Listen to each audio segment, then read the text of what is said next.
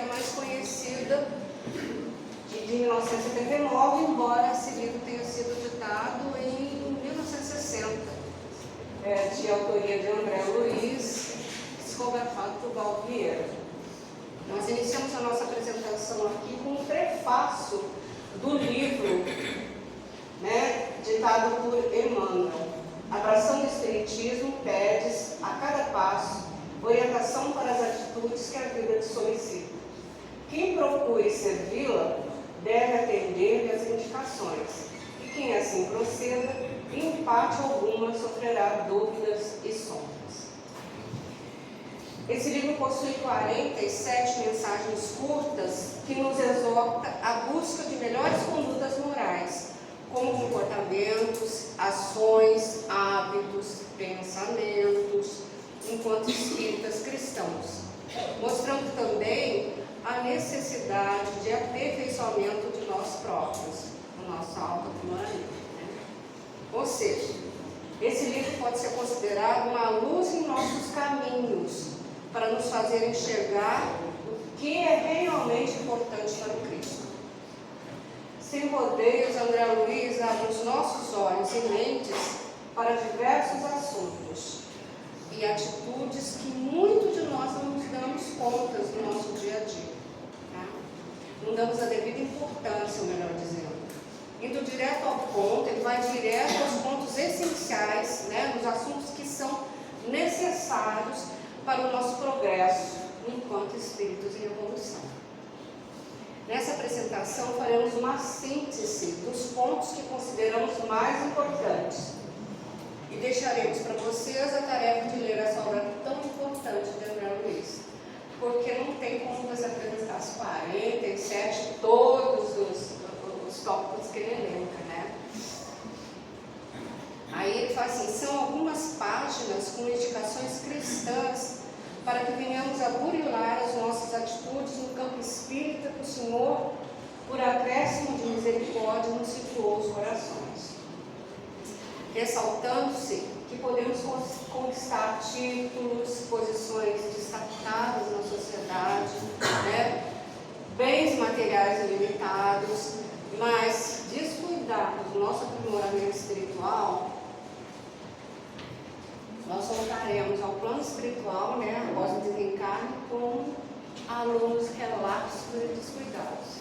A gente volta numa situação, perdemos a oportunidade. Seguindo, vamos seguindo, a gente vai questionar o que se entende por conduta espírita. Conduta espírita é o comportamento do espírito ante as diversas situações do seu dia a dia, em se tratando de uma casa espírita. Lembremos de que da conduta dos indivíduos depende o destino das organizações. Como a gente bem viu aqui, na questão da recepção, do conjunto, tem tudo a ver com a conduta espírita. O exemplo digno é a base para a nossa verdadeira união em qualquer organização espiritual. Ao espírita compete manter uma conduta ética no cotidiano e em todas as relações que estabelece com o seu semelhante à sociedade, ainda que em detrimento do seu interesse pessoal. Mas aí a gente questiona o que vem a ser ética. Qual é a definição de ética? No dicionário Michaelis, nós encontramos a seguinte definição. A ética, do grego ética, é a parte da filosofia que estuda os valores morais e os princípios ideais da conduta humana. Ela relaciona-se com os costumes, sendo chamada a ciência da conduta e a ciência da moral, cujo objetivo é o julgamento e a distinção do bem e do mal. A ética teve origem lá na Grécia, com Aristóteles, lá nos anos 384 a 322 a.C. Mas, com Jesus, os conceitos de ética assumiram uma nova definição. Ele vem apresentar, como diz aqui o espírito Carlos Torres Pastorino, no livro Impermanência e Imortalidade, capítulo Ética e Razão. Eu vou passar para vocês aqui o que ele diz. Não, perdão. Não Richard. Avançar, me desculpem. Foi Jesus que apresentou o amor como fundamental para a vida, dando início ao primado do dever e da moral como essenciais à felicidade humana. Antes dele, de Jesus, os princípios da ética moral eram graves, especialmente em Israel, atados às leis severas estabelecidas por homens cruéis, mais interessados em punir, em vingar-se, do que em educar e corrigir. Surge então a ética cristã, com Jesus, fundamentada nos ensinos do mestre Nazareno. Pedro e seus companheiros, os apóstolos, vivenciam o amor e praticam a caridade na casa do caminho. E ele ainda complementa.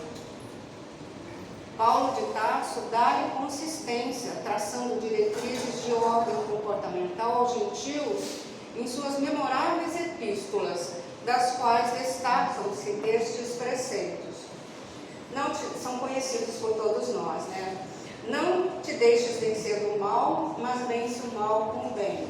Romanos capítulo 2, 21. Esse é o mais conhecido de Paulo de Tarso, Todas as coisas são lícitas, mas nem todas convêm. Todas são lícitas, mas nem todas edificam, Está lá na carta aos Coríntios, capítulo 10, versículo 23. Isso a gente sempre repete muito aqui, em relação ao conduto espírita, E também, ele reforça com um exemplo: estou crucificado com Cristo. Logo, já não sou eu quem vive, mas o Cristo vive em mim. Lá na carta aos Gálatas, capítulo 2, versículo 19 e 20. Vamos agora começar a pontuar alguns tópicos, alguns temas que André Luiz elenca. E o primeiro deles é o conduto espírita da mulher.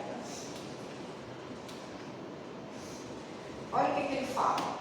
Compenetrar-se do apostolado de guardiã do instinto da família e da sua elevada tarefa na condução das almas trazidas ao renascimento físico. Porque todo compromisso no bem é de suma importância no mundo espiritual. Vai além. Afinar-se com os ensinamentos cristãos que situam a alma nos serviços da maternidade e da educação, nos deveres de assistência e nas bênçãos da mediunidade santificante. Pois quem foge à oportunidade de ser útil, engana a si mesmo. Isso que eu estou falando é complemento dele,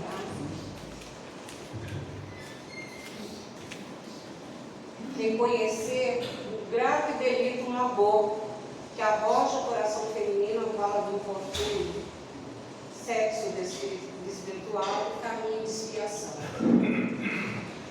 Os compromissos assumidos pelo espírito reencarnante têm começo no momento da concepção. É isso que a doutrina espírita defende, o início da vida no momento da concepção. O trabalho da mulher é sempre missão de amor, estendendo-se ao infinito. Alguém tem dúvida? Isso não, Vamos passar então agora para a conduta espírita do jovem. Eu coloquei uma imagem lá de Jesus com os jovens, e ele inicia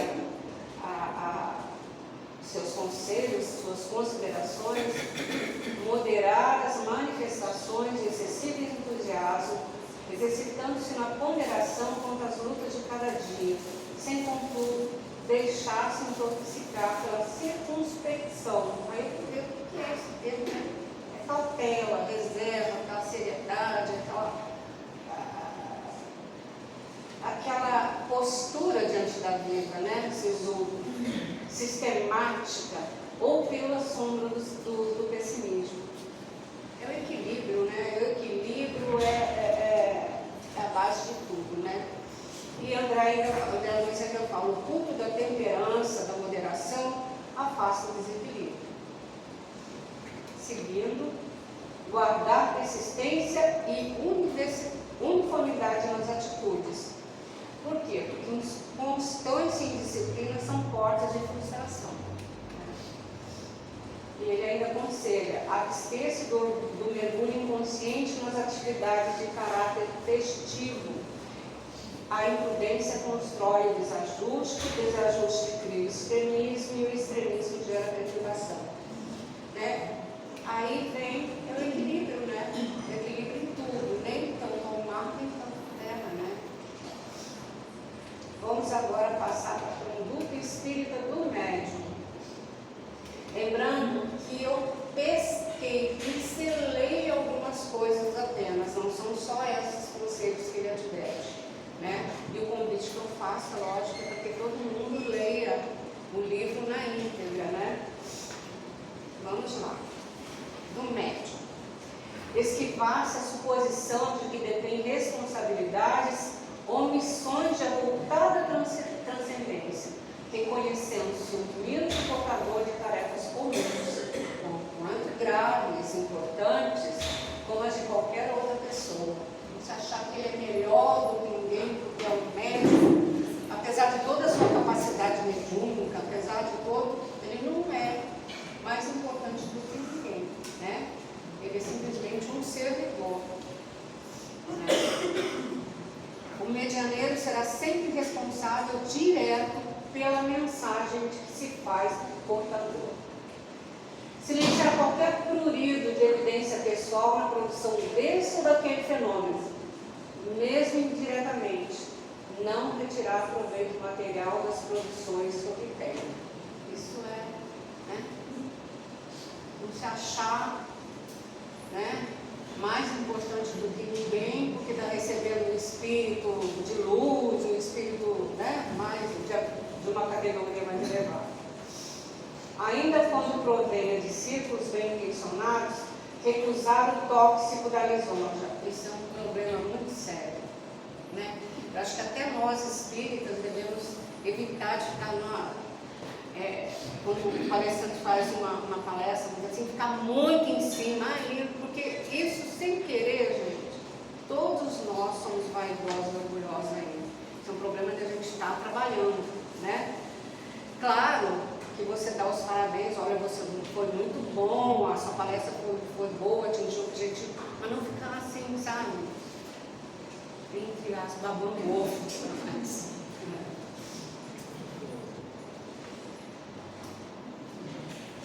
Lembrando-se que no rastro do orgulho segue a ruína, quer dizer, orgulho e egoísmo, né? As grandes chagas da humanidade. Seguindo, ainda a conduta espírita do médium. Fugir aos perigos que ameaçam a mediunidade, como sejam a ambição, a ausência de autocrítica, a falta de perseverança no bem e a vaidade, com que se julga invulnerável. Aí ele vai estar presa fácil dos irmãozinhos inferiores, né? O medianeiro carrega consigo os maiores inimigos de si próprio. Não somos outros, somos nós, né? E aí tem uma passagem do livro de Joana de Ângeles, Vivência Mediúnica, né, psicografado por Manuel Floriano de Miranda. Eu até coloquei a foto do livro aqui, que é uma advertência importante. No que tange a conduta espírita, o médium é portador de abençoada instrumentalidade para auto-iluminar-se, promover o progresso da humanidade, desenvolver os valores nobres, consolar e amparar as criaturas atormentadas e sofridas de ambos os planos da vida. Assim, o indivíduo médium, em todos os momentos da existência física, e não apenas esporadicamente durante as reuniões experimentais de que participa, conforme a conduta mental e social, graças aos pensamentos e ações, atrai os espíritos os quais se afina, passando a agasalhar os sentimentos e as ideias, que exteriorizará através da sua conduta, muitas das vezes sem se dar conta. Então, sempre médium, então vigiar e orar constantemente.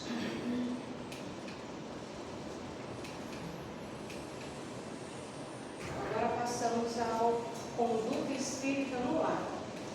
Tema: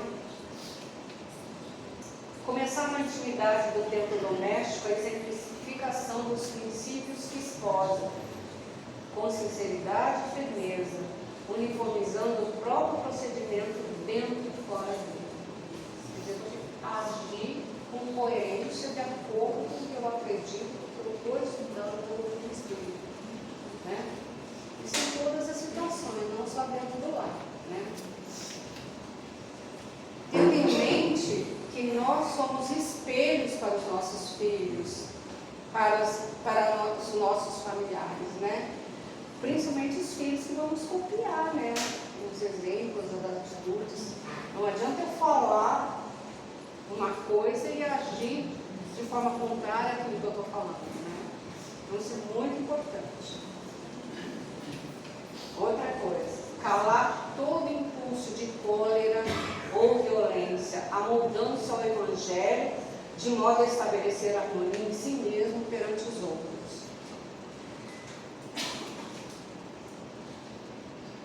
Importantíssimo. Ao menos uma vez por semana, formar o culto do Evangelho no lar com todos que participam da fé.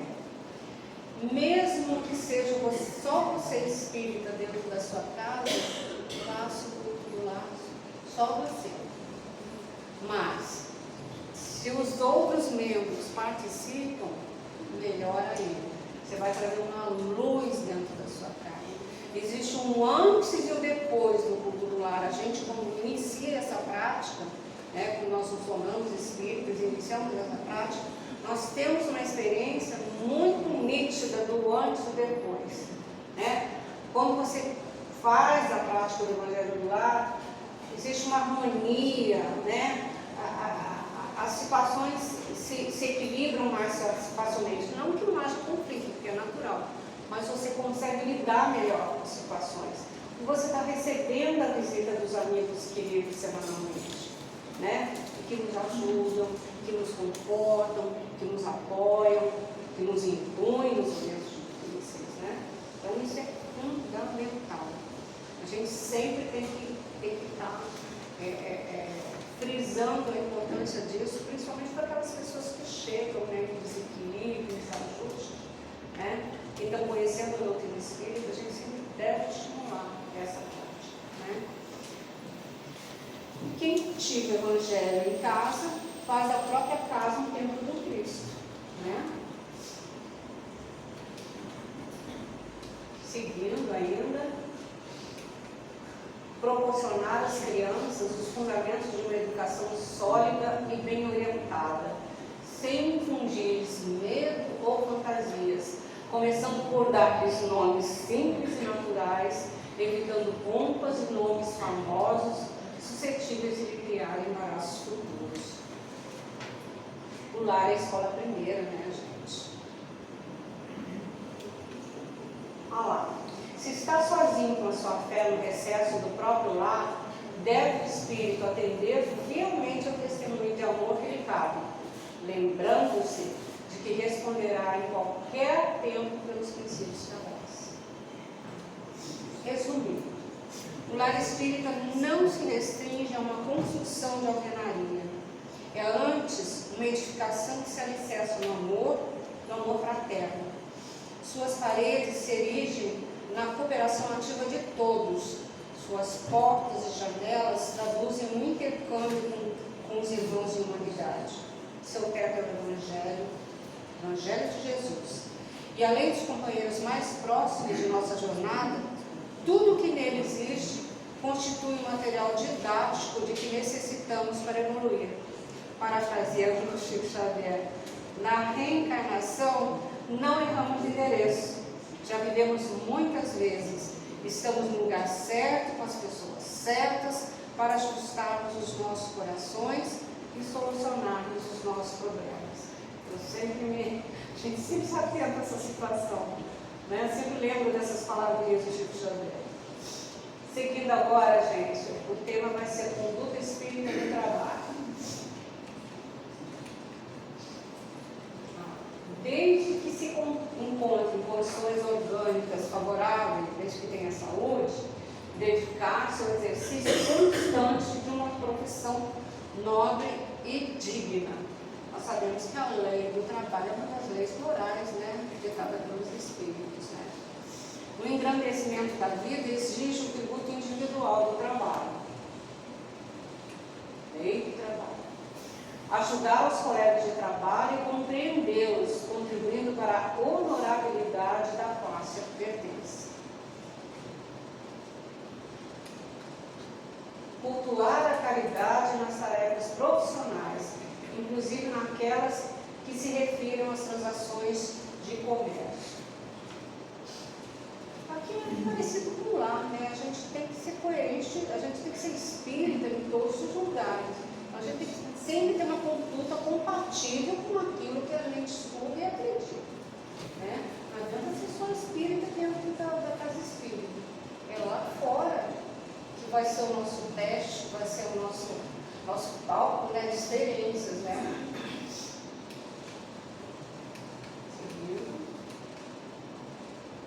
Jamais prevalecer sobre as possibilidades de que dispõe o movimento espírita para favoritismo na esfera profissional.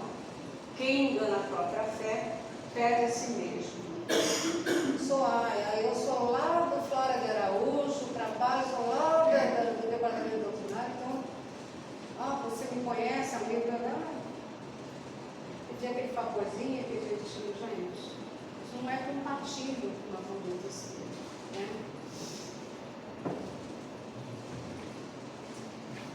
Vamos em frente.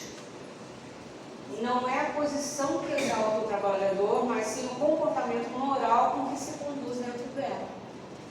Evidente, né? Passamos agora para a conduta espírita na sociedade. Aí é mais abrangente ainda do que, né, só no trabalho. É interessante essa questão da conduta espírita na sociedade. Aonde a gente for, sempre vai ter alguém que vai nos reconhecer que foi a casa espírita e que vai nos reconhecer, né? E se a gente tem atitudes que não são coerentes, você está aqui fazendo uma palestra, apresentando um curso, uma palestra, né, que vem pessoas de fora. Aí você está lá na fila do supermercado, está lá discutindo com caixa, destratando a pessoa. Poxa, mas está lá fazendo palestra, né? Então, esse tema aí é bem importante, a gente tem que estar sempre vigiando, orando e se policiando o tempo inteiro, né? Aí, mas a André Luiz nos pontua assim: desistir de somente aparentar propósitos de evangelização, mas reformar-se efetivamente no campo moral, não se submetendo a qualquer hábito menos digno, ainda mesmo quando consagrado por outro. Jamais poderemos nos afastar do convívio humano, pois é através da troca de experiência que crescemos. Então devemos fazer tudo, nos esforçar pelo menos, para exemplificar os princípios espíritas em favor de todos, onde quer que sejamos. Perdoar sempre as possíveis e improcedentes desaprovações sociais à sua fé, confessando quando preciso for a sua qualidade religiosa, principalmente através da boa reputação e da honradez que lhe adornam o caráter, mais uma vez através das suas atitudes, né? A gente vai ouvir críticas em relação à doutrina espírita. Sempre tem um irmão que não aceita, mas qual é a forma, né? É através da nossa conduta, não é através da fala, é a conduta, né? E aí, amar a Deus sobre todas as coisas e ao próximo como a si mesmo, eis a responsabilidade do espírita na sociedade.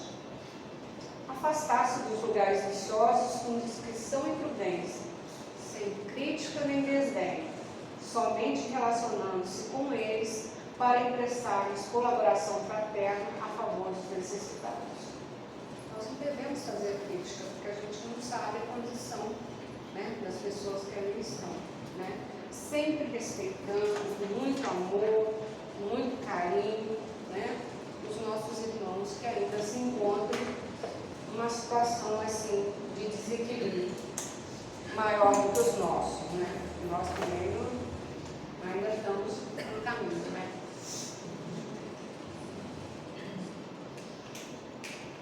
Seguindo, ainda, em injunção alguma ao considerar ultrapassadas ou ridículas as práticas religiosas naturais do espiritismo, meditar, orar ou pregar.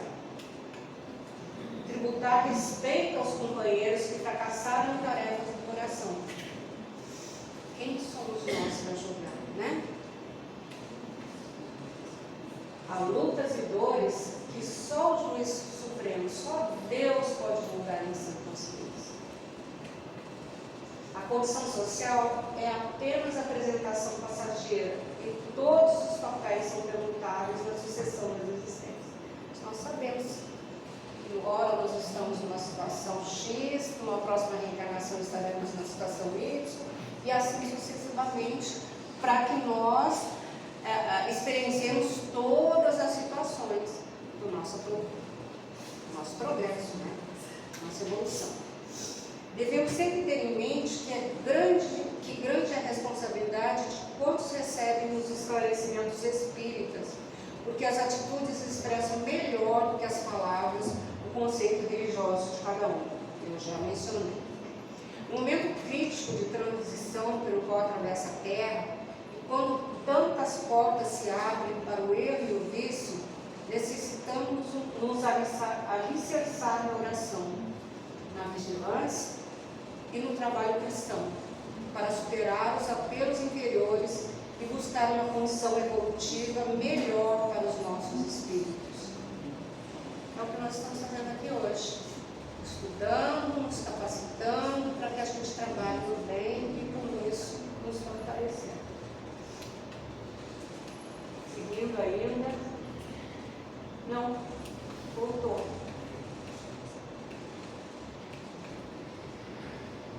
Agora, conduta espírita no tempo.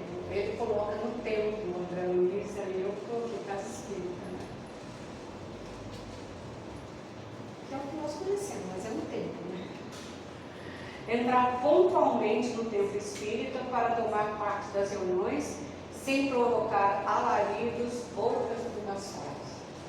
Então a gente tem que se policiar, não quer mais chegar, abraço e tal. A gente tem que lembrar que a gente está na casa espírita, que os irmãozinhos prepararam previamente, então a gente está sempre, em nossas reuniões, sempre colocando isso e sempre advertindo. Dedicar a melhor atenção aos doutrinadores, sem conversação, bocejo ou tosse bulhenta, para que seja mantido um justo respeito ao nosso oração. Quer dizer, o palestrante está aqui fazendo uma palestra, a pessoa está lá conversando, está sendo, se estiver tossindo muito, sai, vai lá para fora um pouquinho, né?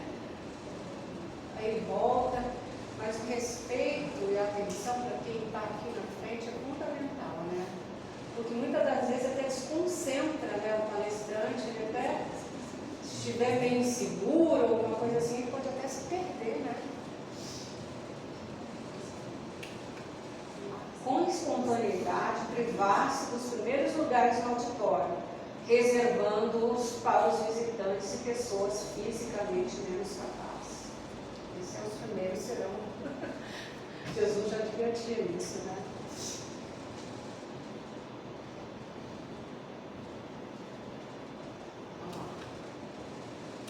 Seguindo ainda,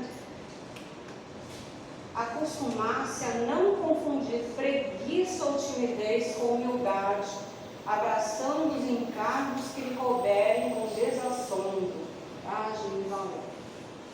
Né? Porque muitas das vezes você é chamado para determinadas tarefas e você, não sou capaz. Né? Sempre dá uma desculpinha, né? Mas na realidade você não está querendo assumir o compromisso, né? Compromisso. Eu falo por mim porque eu nunca quis fazer fazer palestra nenhuma. Aí me colocaram direto a fazer o curso. Falei, não é a minha praia, eu faço outras coisas. Eu só venho insistindo para fazer estudo e tal. E eu, aí isso aí, meu Deus, será que eu estou com preguiça? Isso calou bem fundo em mim. Isso é importante, gente. É importante por conta da coerência, né, que a gente tem que ter em relação ao doutrina espírita. Desaprovar a conservação de retratos, quadros, legendas ou quaisquer objetos que possam ter tidos na conta de apetrechos para ritual, tão usados em diversos meios religiosos. A gente respeita. Imagem de santa, tanto que a gente tirou, antigamente tinha até uma imagem de Jesus, a gente até tirou para não configurar idolatria, alguma coisa, apego a coisas materiais, concebendo o pensamento. Os aparatos religiosos, essas questões, têm cristalizado a fé em todas as civilizações terrenas, né?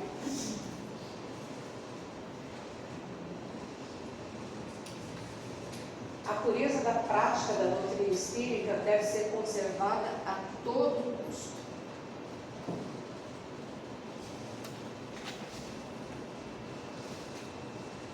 Estou seguindo meu roteiro aqui.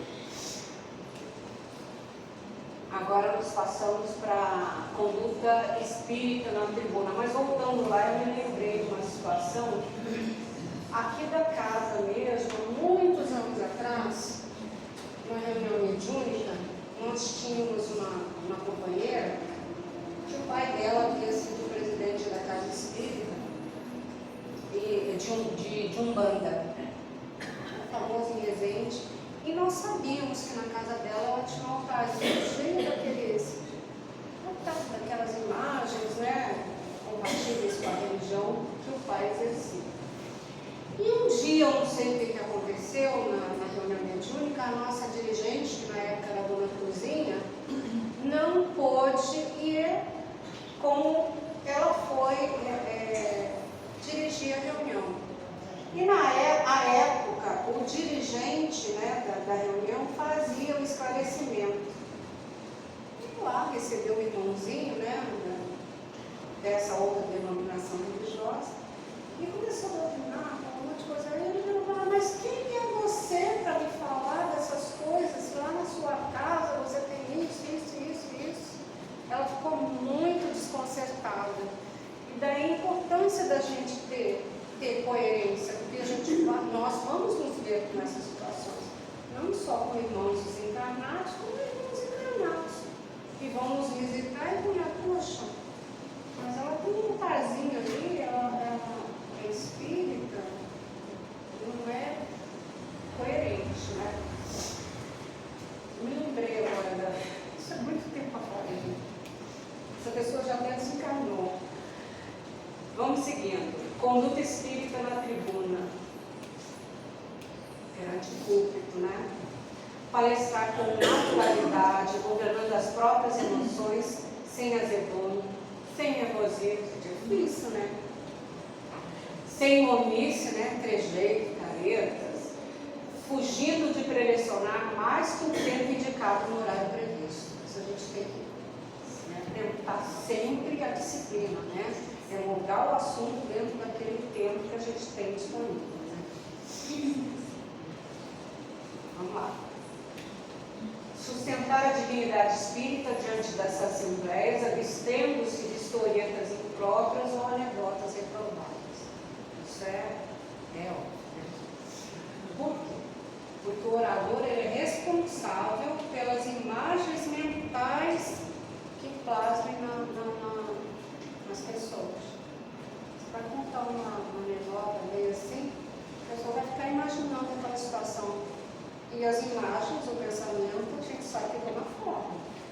Então já poluiu ali o nosso ambiente, né? Então a responsabilidade do que está aqui à frente é muito grande. Nas conversações, não se reportar abusiva e intempestivamente a fatos e estudos doutrinários de entendimento difícil, devendo selecionar a oportunidade quanto a pessoas e ambientes para tratar de temas delicados. Os temas você vai estudar no EJA, né? Temas mais complexos, nós vamos encaminhar as pessoas para estudo, né? Senão cria polêmica, e aí o ambiente fica desequilibrado. Procurar abolir em suas palestras, isso palestrantes, vocábulos impróprios, as expressões pejorativas, os termos de gírias das ruas, sempre que possível, preferir o uso de verbos e pronomes na primeira pessoa do plural, ao invés da primeira pessoa do singular, a fim de que não se isole da condição dos companheiros naturais de aprendizado, com quem distribui avisos e exortações. Ou seja, quem está aqui na frente não sabe mais do que é um estudo que está compartilhando. Todos somos estudantes. Ninguém é mestre em doutrina espírita ainda, né? Todos nós somos estudantes e aprendizes, né? Vamos lá. Esse é um tópico super importante. Conduta espírita perante nós mesmos, né? Nossa luta conosco, no nosso meio, né? Nossa luta íntima, no dia a dia. Vigiar as próprias manifestações, não se julgando indispensável e preferindo a autocrítica ao autoelogio, recordando que o exemplo da humildade é a maior força para a transformação das criaturas. Recusar isso é importante para a gente, tá?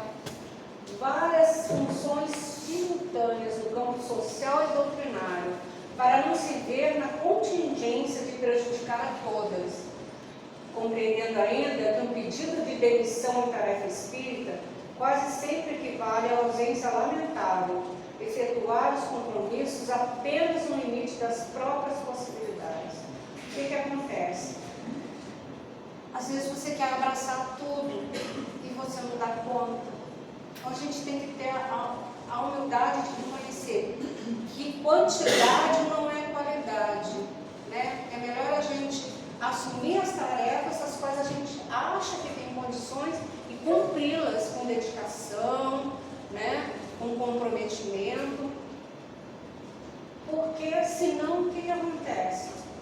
Muitas das vezes chega aquele trabalhador na casa espírita, fazer tudo e tal, ele se assoberba tanto que ele acaba não dando conta, acaba abandonando o trabalho e muitas das vezes até a casa espírita, porque ele se frustra, né? Isso já presenciei esse tipo de situação. Então, por isso a gente tem que ter essa humildade, né? Libertar-se das cadeias mentais do uso de talismãs e votos, pactos e apostas, artifícios de jogos de qualquer natureza, enganosos e prescindíveis.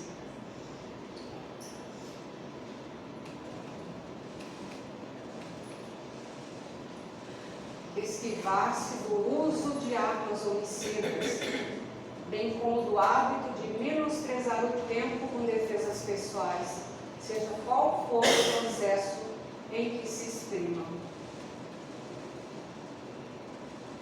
O autoburilamento é um conflito sem descanso em nós mesmos contra nós. Está lá no Caminho da Fé, do livro psicografado de Chico Xavier, ditado por Cornélio Pires. E isso aí, né? Essa é a nossa tarefa, né? Sem descanso. Alegria. Agora, seguindo, conduta espírita perante os parentes. Os parentes são os marcos vivos das primeiras grandes responsabilidades do espírito encarnado.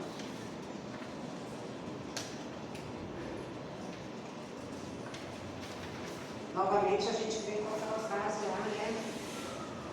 Nós estamos no lugar certo, no momento certo, com as pessoas certas, devido à nossa necessidade.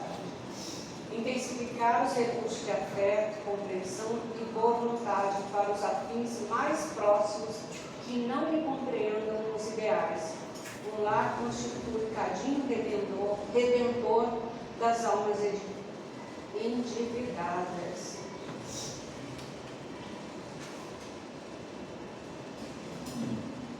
Melhorar sem desânimo os contatos diretos e indiretos com os pais, irmãos, tios, primos e demais parentes nas redes do mundo, para que a lei não venha cobrar-lhe novas e mais enérgicas experiências e reencarnações próximas.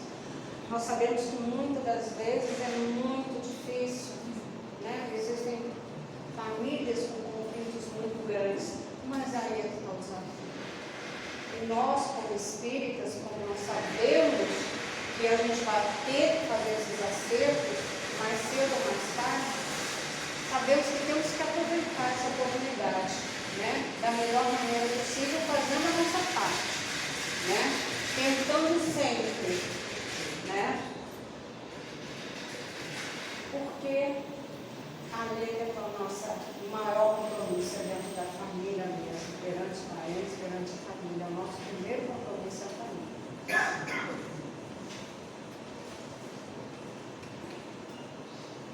E aí, conduta espírita perante a criança. Ver no coração infantil o esboço da geração próxima, procurando ampará-los em todas as direções. Orientação na infância, profilaxia para o futuro, né? Eles serão o futuro. Os pais espíritas podem e devem matricular os filhos nas escolas de moral espírita cristã, para que os companheiros recém-encarnados possam iniciar com segurança a nova experiência de vida. Ele colocou bem, podem e devem. Né? Porque os pais respondem, né, perante a espiritualidade, perante Deus, o compromisso que assumiu, né, de guiar esse espírito, né, durante essa experiência, durante essa reencarnação. É uma tarefa sofrível. Não permitir que as crianças participem de reuniões ou festas que lhes conspurquem os sentimentos, e em nenhuma oportunidade oferecer-lhes presentes suscetíveis de incentivar-lhes qualquer atitude agressiva ou belicosa, tanto em brinquedos quanto em publicações. Deve evitar comprar essas arminhas, mesmo que seja arma de jato de água, essas coisas assim, que está estimulando a criança à violência. Esses jogos também de videogame, evitar, né, de oferecer essas coisas às crianças em ambientes, né, gente? Você vai. A gente cansa de ver muitas das vezes pais com crianças pequenas em bares, em locais impróprios. Então a gente tem que preservar a criança, né? Seguindo. Atenção, coloquei uma atenção no tudo furtar-se de incrementar o desenvolvimento das faculdades mediúnicas em crianças, nem lhes permitir a presença em atividades de assistência a desencarnados, ainda mesmo quando elas apresentem perturbações de origem mediúnica, circunstância esta em que devem receber auxílio por meio de oração e passe magnético. A gente se depara com situações de mediunidade em crianças, né? E a gente coloca aqui não permitir a presença em atividade de assistência a desencarnados, porque existem casas espíritas, ainda existem casas espíritas, que fazem a reunião mediúnica com presença das pessoas que estão em tratamento. Ainda existem. Então, em momento nenhum, o que essa criança a gente vai encaminhar o nome dessa criança para tratamento, e a espiritualidade vai se encarregar de bloquear, de tratar essa mediunidade no momento propício, quando, né, chegar a idade, aí sim ele vai poder exercer essa tarefa, né? Que certamente veio com esse compromisso. Isso é muito importante. Em toda a divulgação, tentando o empreendimento doutrinário, não esquecer a posição singular da educação da infância nesse área do Curitiba, criando sessões e programas dedicados a crianças particulares. Quer dizer, nas praças espíritas, é o departamento de infância e juventude, é a linha de evangelização, a gente sempre tem que primar, porque eles serão o futuro, não só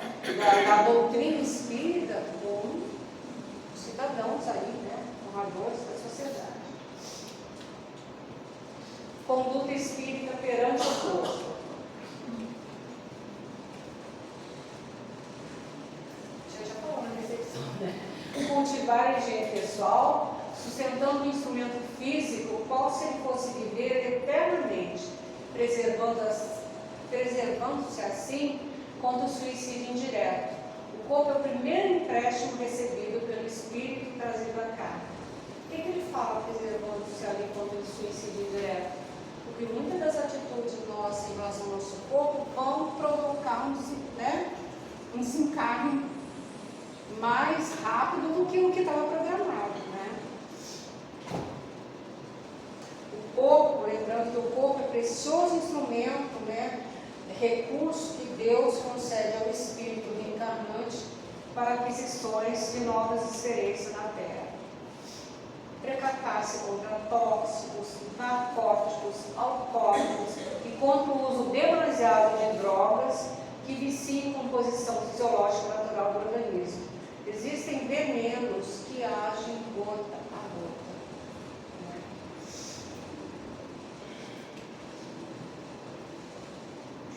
Distinguir no sexo a sede de energias superiores que o Criador concede à criatura para equilibrar-lhe as atividades, sentindo-se no dever de resguardá-lo contra os desvios suscetíveis de corromper.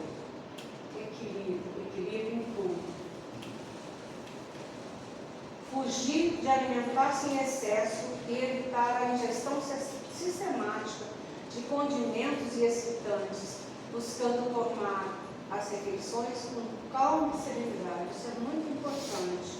No momento da alimentação, você tem um ambiente tranquilo, sereno, porque existem irmãozinhos ainda muito apegados às questões materiais.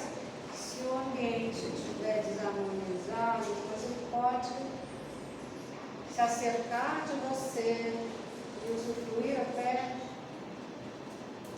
tirar os nutrientes até daquilo que você está ingerindo. A gente analisa as obras missionárias da luz, principalmente, eles nos advertem muito em relação a essa questão.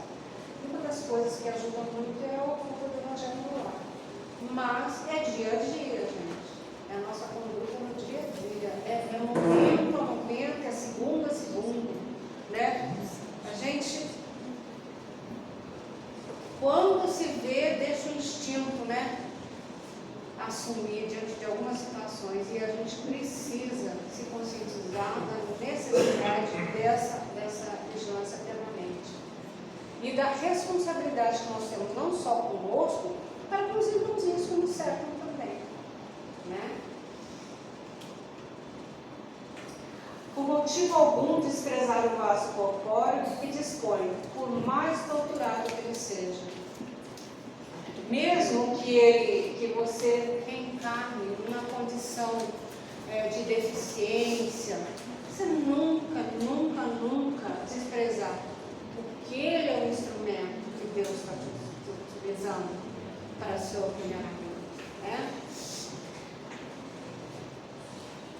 Aí coloca assim, ó, por mais difícil que seja, né, essa condição da reencarnação, por mais difícil que seja, você tem que lembrar que tudo tem um propósito. A gente lembra, né, de um médium, acho que até Chotinho, né, que ele é um espírito muito famoso em Minas. Ele era paralisado, né, durante um pouco para baixo. E mesmo assim, ele fazia palestras e trabalhou na divulgação da doutrina espírita durante muito tempo. Então, aquela condição não deteve no trabalho, né? Então, sempre agradecendo aquela existência, apesar daquela condição difícil, ele nunca desanimou, né?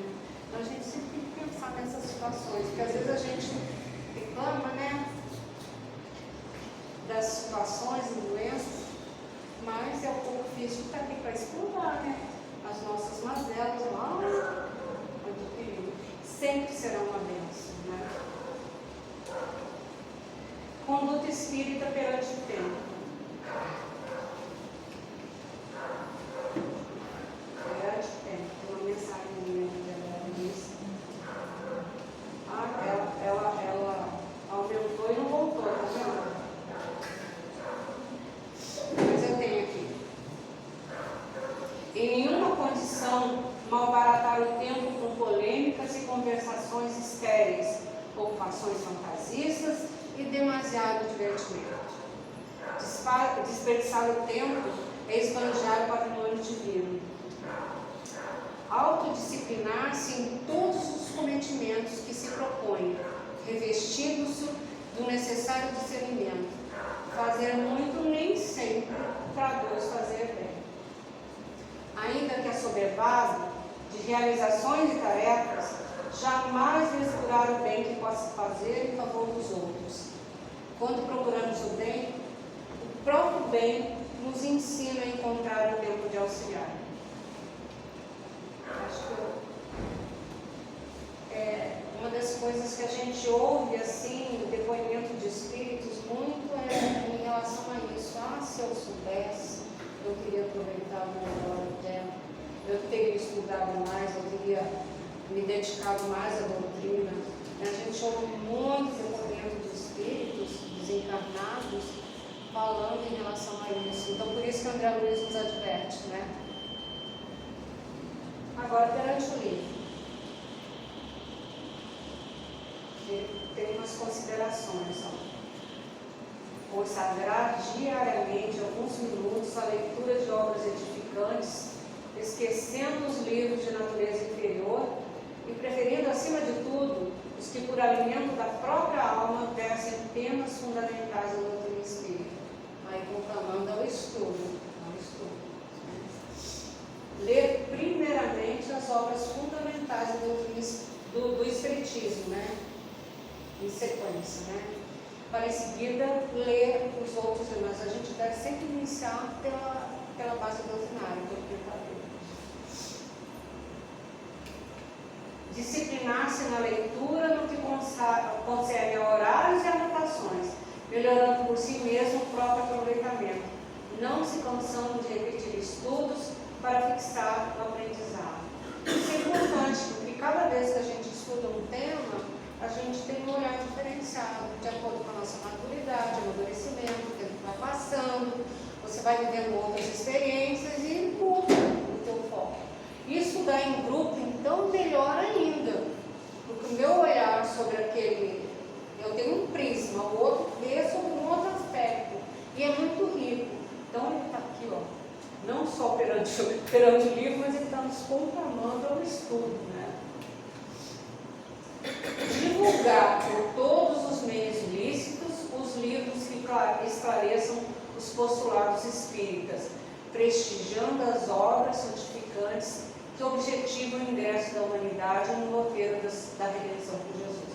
Aqui é a divulgação da doutrina espírita, das obras da doutrina espírita. Só Chico Xavier tem mais de 400 livros, né? De páginas edificantes, consoladoras, né? De alertas, né? Então a gente tem que usar mesmo, tem que fazer essa divulgação. Nós, enquanto espírita, né? Temos que divulgar a doutrina. Perante a codificação kardeciana, ele traz essas considerações. Recordemos constantemente os ensinos insubstituíveis e sempre momentosos que iluminam as páginas da codificação kardeciana, de onde tratamos alguns breves tópicos, que todos nós já conhecemos, mas sempre é bom lembrar. Assim como Cristo diz, não vim destruir a lei, porém cumpri-la. Também o Espiritismo diz, não vem destruir a lei cristã, mas dar-lhe execução. Nada ensina em contrário ao que ensinou Cristo, mas desenvolve, completa e explica em termos claros e para toda a gente foi dito apenas sob forma aleatória. A famosa frase, espíritas, amai-vos, este o primeiro ensinamento, instruí-vos, este o segundo. No cristianismo se encontram todas as verdades, são de origem humana os erros que nela se enraizam também. E reconhece-se o verdadeiro espírita pela sua transformação moral e pelos esforços que emprega para domar as suas inclinações infelizes. E agora perante a doutrina.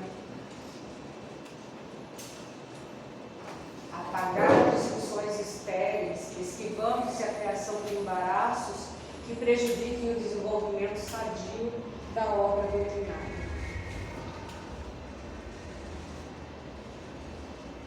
O espírito da verdadeira fraternidade funde todas as divergências. Desapegar-se da crença cega, exercitando o raciocínio nos princípios doutrinários, para não estagnar-se nas trevas do fanatismo. Lembrando que a nossa fé é fé raciocinada, a razão do coração. Né? Antes de criticar as instituições espíritas, que julgue deficiente, contribuir em pessoa para que se ergam a nível mais elevado. Isso é importante. Quem ajuda, aprecia com mais segurança. Eu falei antes. Por quê? Se eu chegar numa casa espírita, eu verificar que não tem alguma... está muito de acordo com a não tem que estar criticando. Tem que tentar auxiliar, tentar esclarecer, né? Não é o nosso papel. Nosso papel sempre é ajudar, é contribuir. Recordar a realidade de que o Espiritismo não tem chefes humanos e de que nenhum dos ceareiros do seu campo de multiformes atividades é imprescindível no cenário de suas realizações. O Cristo, nosso divino orientador, não vive ausente. Ninguém é imprescindível. Todos estamos na mesma condição de aprendizes. Todos estamos a caminho, em busca da evolução, em busca do autoaprimoramento.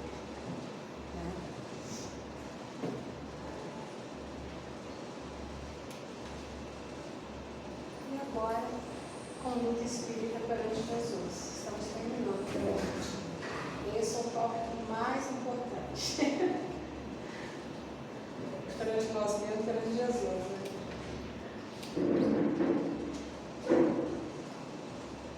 Ó, o que Chico fala, né? Se eu não tivesse encontrado Jesus no Espiritismo, eu não teria ficado. Eu não sei porque ele não está voltando ali. A animação, né? Faz parte, né?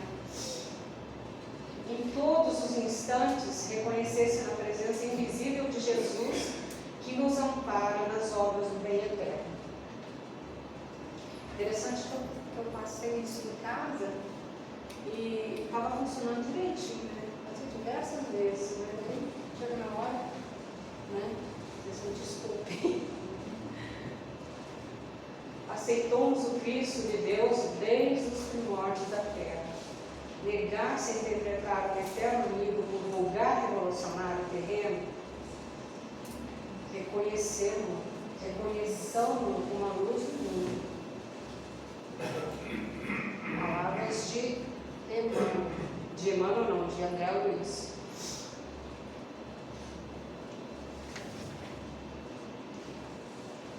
Aí ele segue mais. Aqui, renunciar às comemorações natalinas que traduzem excessos de qualquer ordem, preferindo a alegria da ajuda fraterna aos irmãos menos felizes. Os verdadeiros amigos do Cristo referenciam em espírito. Isso é um alerta para nós, né?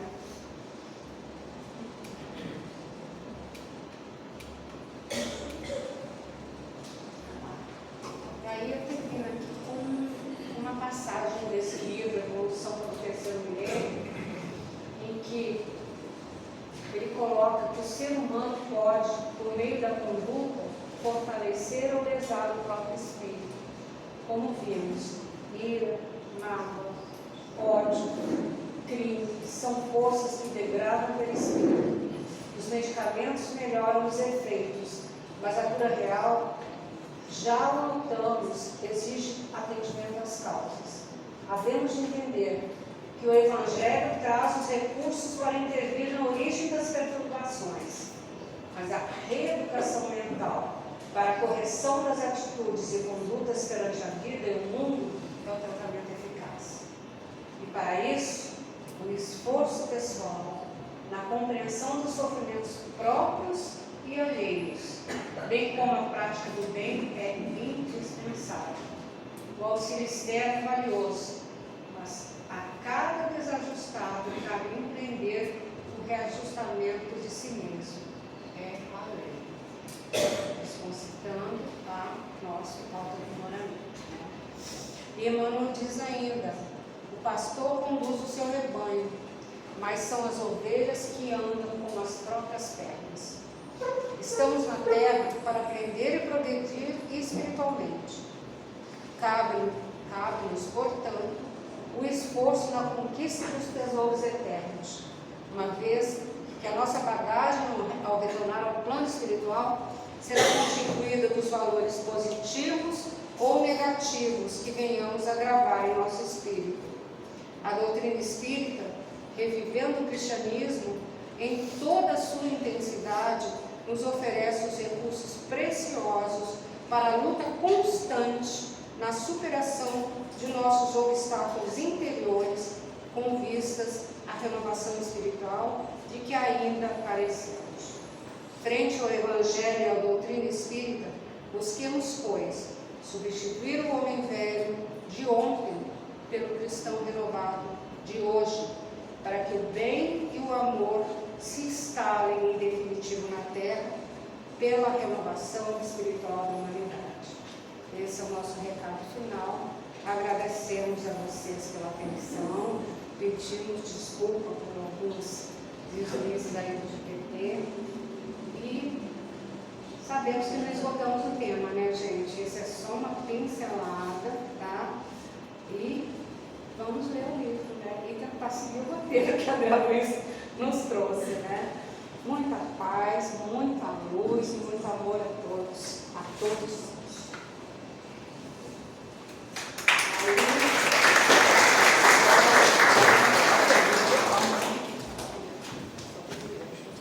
Passo a palavra agora para a nossa presidente. Alguém tem dúvida ainda? Responde. O próximo seminário é o próximo.